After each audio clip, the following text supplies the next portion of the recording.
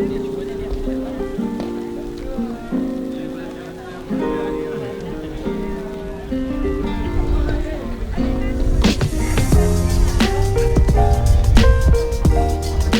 si on remonte un peu dans les archives, je pense que historiquement, le tournoi il a plus de 50 ans.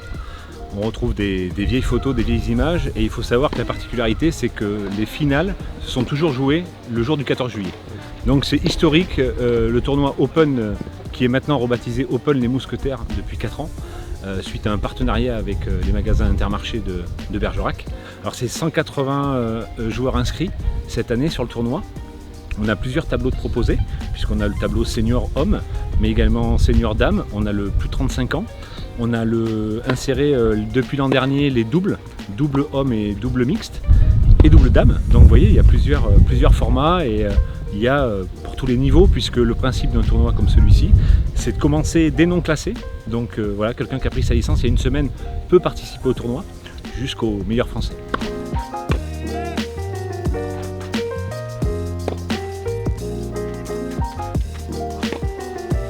Alors c'est effectivement avant tout un objectif sportif.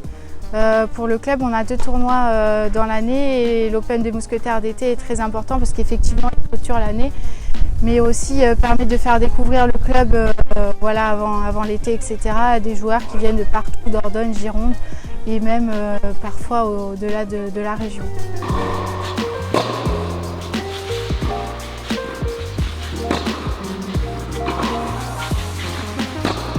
En fait, dans le tournoi, il y a 3 semaines. Le tournoi dure 3 semaines et on fait beaucoup d'animations dessus parce qu'on a beaucoup de monde, il y a beaucoup de passages, on a beaucoup de gens de Périgueux, on a Vigne, on a Fronsadé, enfin, on a beaucoup de gens qui viennent d'ailleurs, quoi. Donc du coup, ils viennent accompagner et ça permet justement de voir plusieurs matchs avec des bons joueurs, quoi. 2 semaines et demie de tournoi, presque 3. Ça veut dire de la permanence tous les soirs jusqu'à 23 h, des fois minuit en fonction des programmations. Et donc tenir un bar ouvert, tenir la permanence au niveau du juge arbitrage, de la saisie des résultats. Donc effectivement, ça c'est beaucoup de travail en amont, et c'est surtout un besoin de personnes en bénévole. Avec les honneurs. Voilà, je vous rajoute ça. Ici j'étais aux courses, j'étais en train de vider les poubelles, et entre-temps je me suis lavé les mains, et là je suis allé faire, vous voyez, quand on est président, il faut accepter, on fait tout. On fait fonctionner la buvette, comme on peut l'appeler. On crée des petites animations repas, comme ce soir avec nachos. Voilà, c'est le moment, les 3 semaines de l'année où tout le monde essaye de se retrouver, l'école de tennis vient de se terminer. Voilà, c'est des moments conviviaux, et c'est ce qu'on souhaite, c'est-à-dire allier la compétition dans ce club-là, mais le loisir, et puis surtout un état d'esprit de famille, où on se retrouve et on est bien, on peut passer un peu de temps ensemble.